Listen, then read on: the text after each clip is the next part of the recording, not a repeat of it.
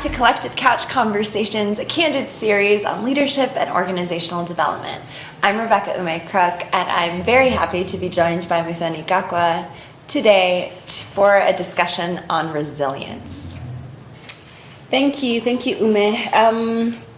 I've had the honor of working with you for the last 2 years, and I've seen you do hard things, which is part of our coverage here at Metis. I've seen you run for 90K in South Africa, which is very hard.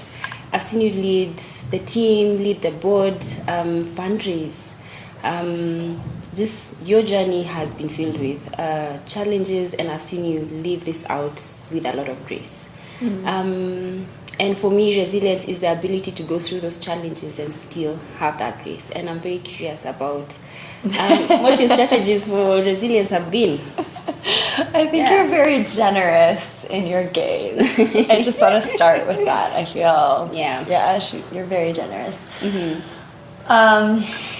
My strategies. Yeah. Okay, one of my personal core values is joy. Yeah. So I've really focused on building and cultivating joy in small moments throughout my day and week and year. Mm-hmm. And I've noticed that when I do that, I'm just able to move through the world, including all of its challenges, in a way that feels like better for me. So I actually really think like joy is resilience. And my joy practice looks, like changes on the season. Yeah. Like during COVID, I literally had to have a rectangular piece of paper that I like stuck up right by my mirror that were small things that gave me joy. I had to remind myself because I forgot, surprising someone, going for a run, having a solo dance party. Yeah. These are like tiny things that could rejuvenate me. And I literally needed to post it on the wall to remind myself, these things are available to you, Rebecca. Yeah. I think now each year I choose a word to practice and learn about, really. So my word for this year is behold. And I've been thinking a lot about attention and where I put my attention, because as Adrienne Murray Brown said, where we put our attention grows. Yeah. And so I've had seasons in my life where, and part of my personality is being able to see where things could be better. And that gets draining sometimes. If I feel like I'm only training my eye to see that which could be better or stronger or tweaked this way or that way. Yeah. And when I'm only training my attention to see that which is lacking as opposed to that which is there, I found that I just get more drained, or I get more, even like in my own work, but then also in the big scheme of things, like in the world, I get more depressed when I'm looking at all that is wrong, because there's a lot. Yeah. So I think that I want to hold the truth of all of the sorrow and grief of the world, or all the things that are not going right in my personal life, or all the things we could be doing better at Metis, or all these minor frustrations that come up in leading a startup. That's true. And I feel like over the years, it's been super important to me to be intentional about noticing all the good, all the delightful, to notice the way that we are so entangled. Because I've been thinking a lot actually about joy as entanglement, how we are just inextricably connected to each other, and how beautiful that is. Like even the space that we're in, this purple couch is my friend Anna's. Thank you, Anna. And she's allowing us to use this space, and I don't know. So I think noticing those small things, these, I call them sticky little leaves, really builds my joy, and just paying attention to that. I had one year where every day I wrote something I was grateful for, or drew it on a sticky note at the end of the day, and then went back on New Year's Eve and looked at them all. And it trained my heart to have a posture that was bent towards gratitude and abundance and delight. And for me, that feels like the most beautiful fortification towards, the fullness and the whole expansiveness of the world, which is not only, beauty, but a lot of terror as well. So I think that's been probably one of my biggest strategies, I guess, towards resilience. I think the other big thing and another core value of mine is communion. And so fostering connection where I feel like I can be my full self with people is really fortifying to me. Both finding communities of practice. You know, at Metis, we've created a community for other leaders and educators, and it's been important for me to plug into that, but also find places with other founders and leaders where I can get support and share my wins and share my losses, and then cultivating community with friends where I can, do the same. And I really feel like that helps me feel held, even if I feel battered and limping. So joy, community. What else? I have not always been good at this, but expressing and creating boundaries, like listening to myself when I feel like resentful of something is often a signifier to me, like, something's not right, and if I don't listen to that, then I will burn out, or I will get resentful, or will show up, even with teammates, in a way that I'm not, like, proud of. Like, I don't want to be walking around, like... Annoyed, exactly. You know how that felt. You've been on the receiving end of that, I'm sure. And I don't want that. So I think that if I'm to show up in a way, even in the face of a challenging or maybe stressful situation, communicating, my needs or my boundaries in a way. And this has been really important. I was terrible about this with the board in the beginning. I'm still practicing that. So that's kind of the cusp. But I do feel like Prentice, amazing leader, Prentice Hemphill, says boundaries are the distance at which I can love you and me at the same time. That's beautiful. So whether it's loving you as an individual, you Metis, the work, you the world, and me at the same time. I think about that a lot, and I try to practice that. But I also feel like that's part of resilience. You're just not frying yourself. Oh, wow. That's beautiful. So I hear you say three things: that joy, community, and boundaries have been your strategies for building resilience, And I resonate, honestly, especially with the joy piece. And just a bit about my journey. I had believed for the longest time that resilience is just doing hard things nonstop and proving to myself that I can go over and beyond, and proving to the world that I can also go over and beyond. And that gets very draining. And during COVID, I also started practicing gratitude and joy, and just looking at those things that stand out, that are beautiful, even when handling challenges and doing hard things. And I think that has been very, very helpful on my own journey of building resilience. And the other thing that has been very helpful is just journaling. And just breaking those things down. Like, this is such a challenge and it feels very hard, but how do I break it down to smaller pieces by journaling? So thank you for sharing that. And I wonder, I know that you built Metis from the ground up with the help of the community that has held you. I've had stories of you sleeping on a couch for months. I also have heard that you were the head of every department at the start. You were like head of marketing, head of programs, head of everything, fundraising, all of that. And I'm just curious, as you reflect on that journey, what are you most proud of, and what would you do different? Oh, that's really interesting. What am I proud of? See, I think that pride and celebration is also fuel that can carry you forward, even in the face of difficulty. Yeah. So let's add that to the list, just celebration. So what am I proud of? I'm proud of letting myself be changed by the process of building. I'm not the same type of human or leader I was 6 years ago. Yeah. I'm proud. Yeah,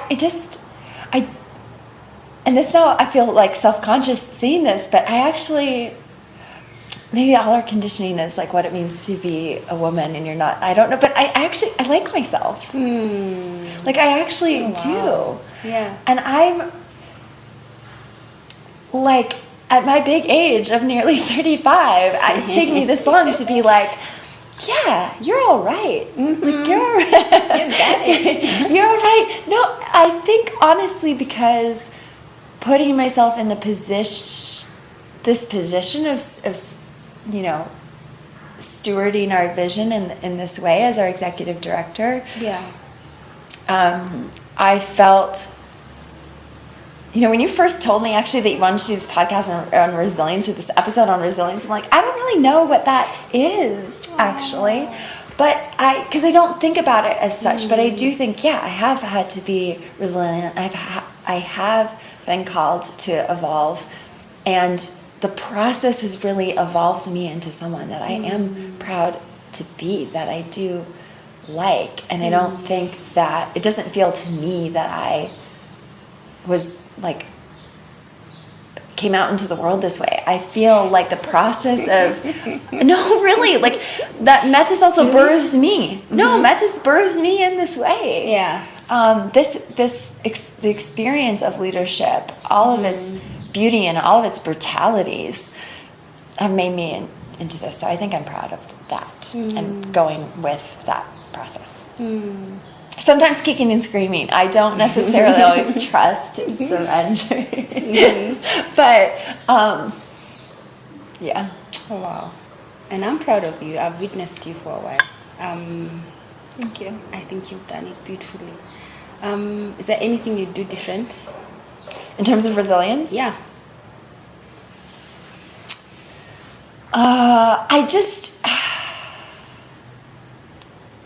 So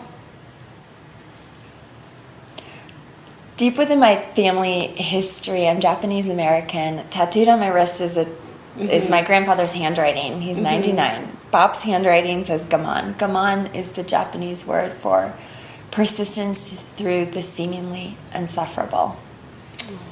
And my grandfather, along with 150,000 other Japanese Americans, were forcibly removed from their homes and put into imprisonment camps during World War II, when the U.S. was at war with Japan.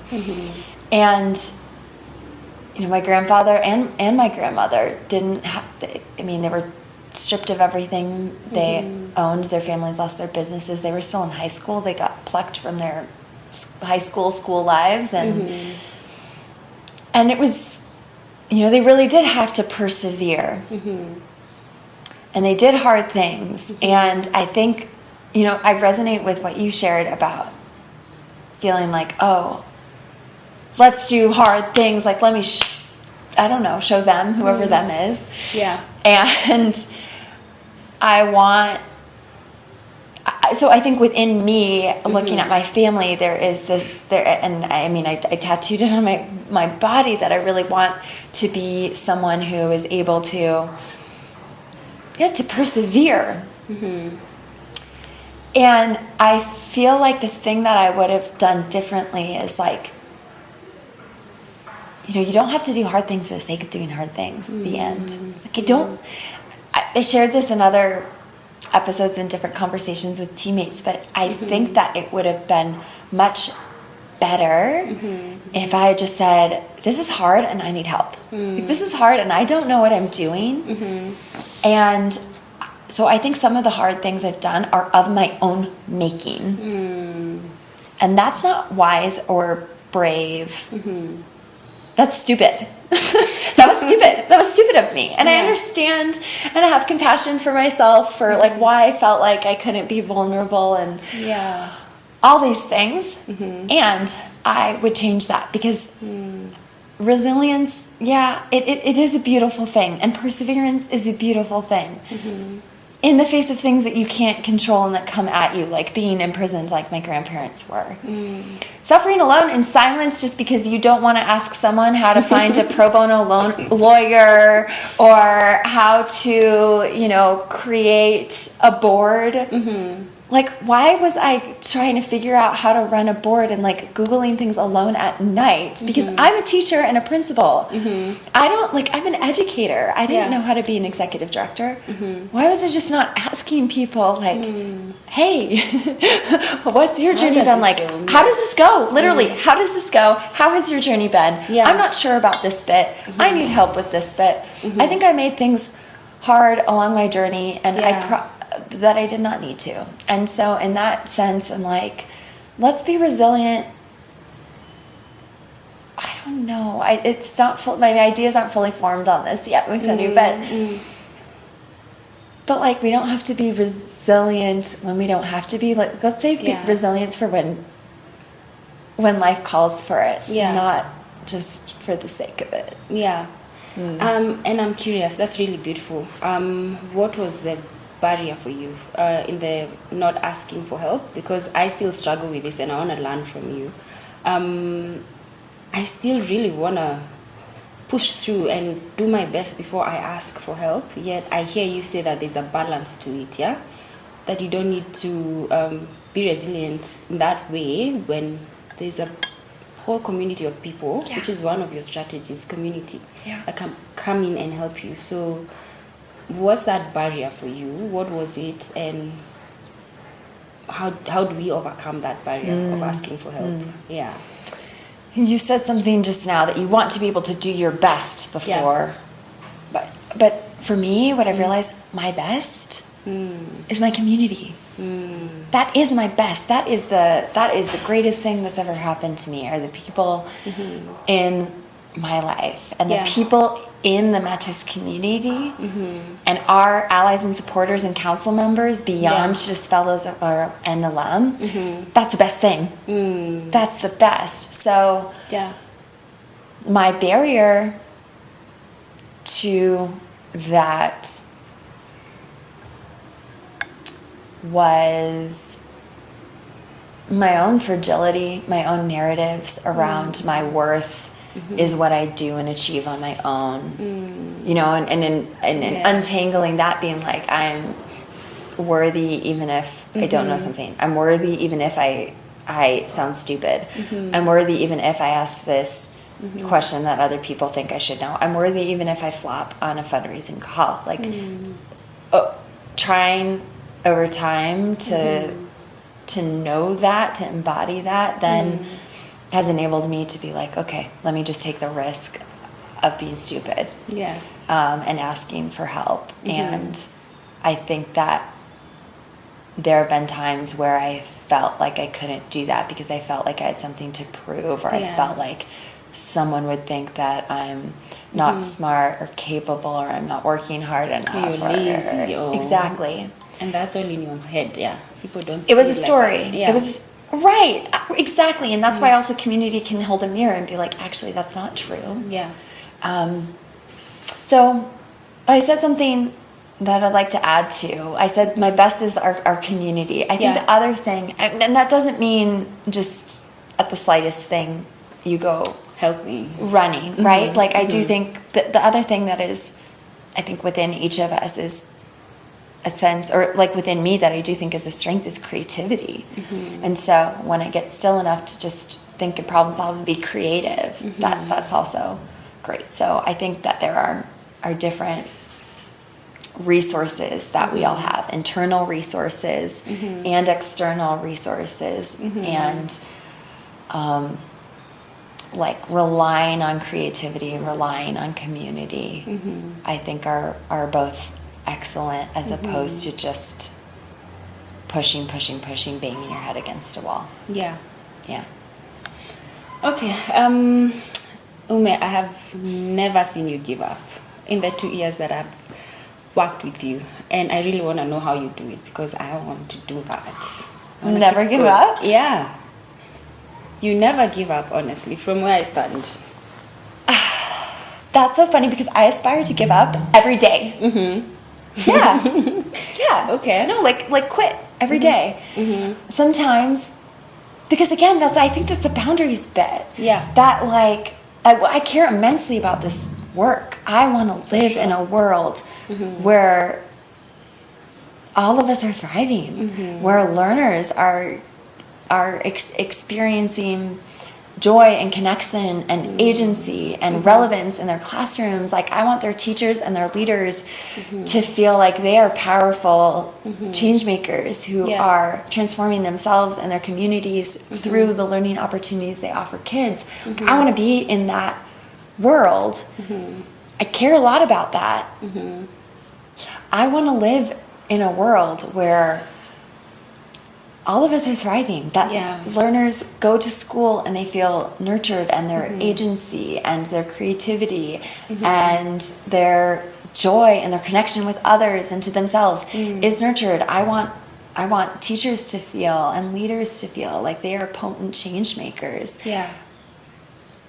This matters a lot. And also, it's not going to happen overnight. And That's so it's okay, I've gotten into running over the last, 2 years.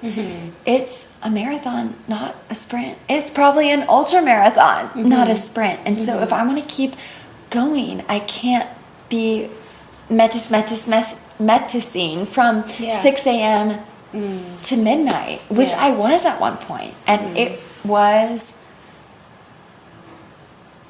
not fun. And I don't think I was showing up in a way that made me fun to be around. I think that you gotta quit. You gotta give up sometimes. Some days go poorly. Some days are great, and then you get to pause. You get to rest. But I would, some days, you do quit at 11 p.m. Some days you quit at 1 p.m. because, and then you get up the next day and go for it. But that's for me been my personality and how I've been conditioned. Like, learning to quit or give up is actually a really positive thing, just for the time being. Yeah. I love it. And I know most leaders struggle with that. I struggle with that. I hear many people say, I don't know when to quit, and I know you're still figuring it out, but how do you know whether to keep going or to pause? I'm never ever. Here's the thing, though. It's because I'm never going to quit our big vision, which is also so beyond Metis, right? We're all hopefully collectively creating a more joyful and just world. Yeah, that's my whole life. I hope that I'm working towards that in some way. So I never want to quit that. It's just in some moments you gotta quit so you can keep going. I think you gotta. I was telling you this the other day, and this is not my wisdom, but there's a Sikh activist, Valerie Kaur, who talks about her work in activism as midwifing, and as there's a lot of wisdom we can learn from mothers or people who are giving birth. That during labor, it's not always just push, and then pop out comes baby. Correct me if I'm wrong, people. But there are, labor involves the push, and then the pause, and then the push, and then the pause, and the push, and then the breathe, and the pause, and then again. And I think there are rhythms to that. That we can see actually all over nature. So we can see that in birth. We can look at, look at the trees. Look at they lose their leaves. In autumn they fall. There's a wintering period where there's scarce resources, and nature has to learn how to go into hibernation, how to make use of scarce resources. There's a fortification that happens in those periods before new life can burst through in spring and summer, right? Yeah. So I think that there's a lot to be learned about that, the patterns and cycles of life and of work and of rest in nature. Beautiful. I was reading a poem just yesterday about the moon and how the moon can be full, it can be crescent, it changes, but that doesn't change that it's the whole moon, yeah? Yeah, that's beautiful. Yeah. Exactly. Who we are remains the same, even in those seasons, as we push, pause, as we birth a world where, a better world. Yeah. It's that process. So Yeah. I resonate. Yeah. I wonder, Rebecca, what advice would you give to a leader who's really trying to build a beautiful thing and still live in balance and still enjoy their lives? And I know you've given us so many nuggets. I just invite Final you. words. Yeah. Okay. I would say, pay attention to yourself. I love that you have a journaling practice, because I think for me, joy is an anchor that helps me to move through the world in a way that I like, and to be resilient. But I think on this topic of resilience, it's so deeply personal. So joy might work for me, it might not be your mojo, and that's great. true. So just paying attention to you and yourself and what makes you feel good and what makes you feel energized and what makes you feel purposeful, I think is really important. So pay attention to yourself. Then secondly, I would say pay attention to your why. I think that's the other thing. I don't think, to be able to keep going when you know that this is what you're working towards in the biggest sense of things, whether it's a big vision for the world or it's a vision for your organization and it's your own mission statement as a person, as a leader. I think understanding your why is really important. And the why could be big like that. It could also just be I'm doing this because I want to find out who I am in the midst of the heat. Or I'm doing this because I want to know what I'm capable of. Or I'm doing this because I want to serve someone. Or I'm doing this because it's very individualized. But I think understanding your why is also really important. And I would say I would hope leaders within Metis know their why and feel connected to that why. Yeah. And then again, for me personally, it's community, it's joy, it's boundaries. Yeah. So maybe to play around with those things to see how they might suit someone. Yeah. Oh, thank you so much. You're welcome. Yeah. Thank you for being a part of my community. That helps me keep going, and also for, I think that you have a real gift of offering grace and space for people around you, including me, so that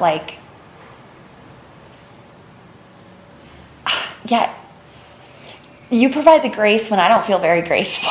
When I'm in the midst of a tough situation, it's not like I'm always resilient and joyful. Sometimes I'm grumpy. Yeah. And she said, yeah, a little too emphatically. But I think that sometimes I am grumpy and sometimes I am sharp, or I can be cutting with my words, or kind of quick because, and it doesn't feel good. So I think that that's the other part of resilience, is having people who are going to be gracious to you when you are not very graceful. And so I think that is a huge gift. So thank you. Oh, you're welcome.